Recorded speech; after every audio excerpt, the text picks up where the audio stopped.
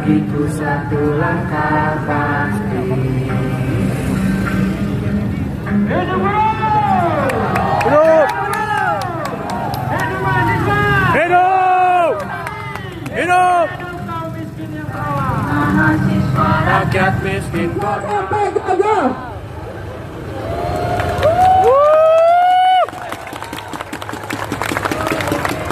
Persatuan Buruh tani mahasiswa. Persatuan Buruh tani mahasiswa. Persatuan Buruh tani mahasiswa. Hidup mahasiswa! Hidup! Mahasiswa! Hidup! Mahasiswa! Hidup! Bismillahirrahmanirrahim. Assalamualaikum warahmatullahi wabarakatuh. Mari teman-teman kelas 8, kita kembali belajar tentang konflik.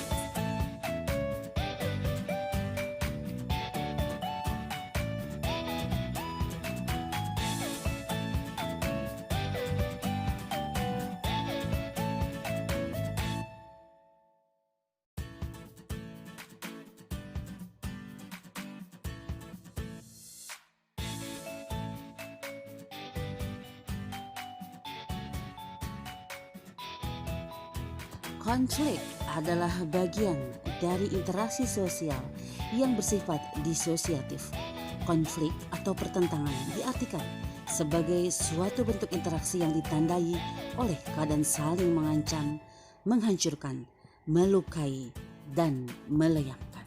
Selanjutnya, faktor penyebab konflik. Yang pertama, perbedaan antar perseorangan. Perbedaan antar perseorangan dapat berupa perbedaan pendirian, pendapat, dan keyakinan.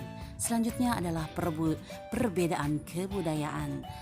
Perbedaan kebudayaan memengaruhi pola pemikiran dan tingkah laku seseorang dalam kelompok kebudayaan yang bersangkutan. Selain perbedaan dalam tataran individu, kebudayaan dalam masing-masing kelompok pun juga tidak sama.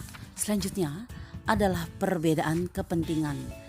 Tidak jarang perbedaan kepentingan ini membuat mereka saling bersaing untuk memperebutkan kesempatan, sarana, dan sumber daya yang dibutuhkan sehingga menimbulkan suatu konflik.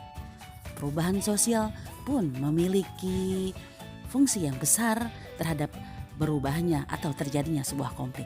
Perubahan sosial dalam suatu masyarakat yang terjadi terlalu cepat dapat mengganggu keseimbangan sistem nilai dan norma yang berlaku dalam masyarakat tersebut.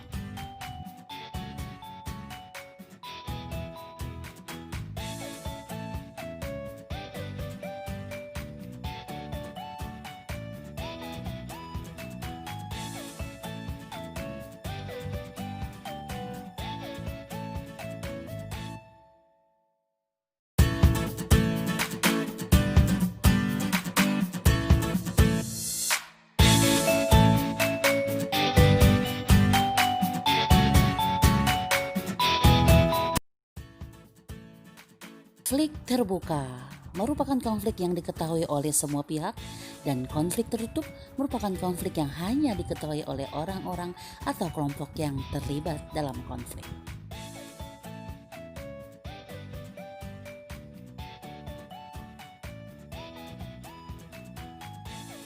Konflik vertikal merupakan konflik antar komponen masyarakat di dalam satu struktur yang memiliki hierarki. Konflik horizontal merupakan konflik yang terjadi antar individu atau antar kelompok yang memiliki kedudukan yang sama. Dan konflik diagonal merupakan konflik yang terjadi karena adanya ketidakadilan alokasi sumber daya ke seluruh organisasi sehingga menimbulkan pertentangan yang ekstrim.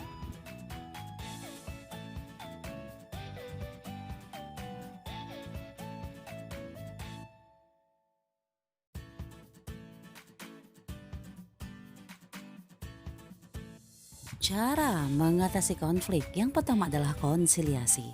Konsiliasi adalah suatu bentuk pengendalian konflik yang pertama dan utama. Konsiliasi usaha mempertemukan keinginan dari pihak-pihak yang mengalami konflik demi tercapainya tujuan bersama. Yang kedua adalah arbitrasi. Arbitrasi adalah penyelesaian konflik dengan menggunakan jasa penegak, dan biasanya arbitrasi menggunakan bantuan pihak ketiga. Yang selanjutnya adalah mediasi. Mediasi merupakan cara pengadilan konflik dengan cara meminta bantuan pihak ketiga sebagai penasehat. Dan terakhir, adjudikasi dengan menggunakan pengadilan.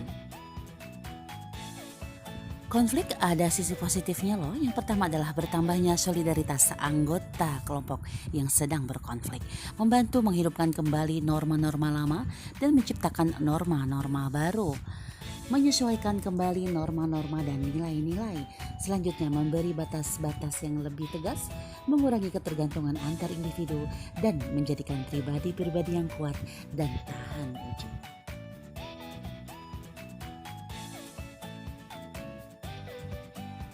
Sisi negatif terjadinya konflik akan terjadi yang namanya keretakan hubungan antar individu, adanya perubahan kepribadian, hancurnya harta benda, lumpuhnya perekonomian, dan kemiskinan. Selanjutnya adalah integrasi.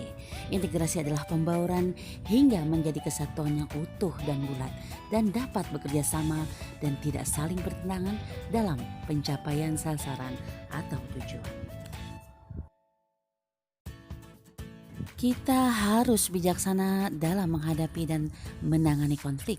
Untuk mencegah munculnya konflik, kita harus meredam sikap egois yang kita miliki. Kita harus mencegah munculnya pemikiran yang membenarkan pendapat sendiri dan merasa diri paling benar. Selalu berusaha bersikap dan bertindak bijak terhadap kelebihan dan kekurangan orang lain.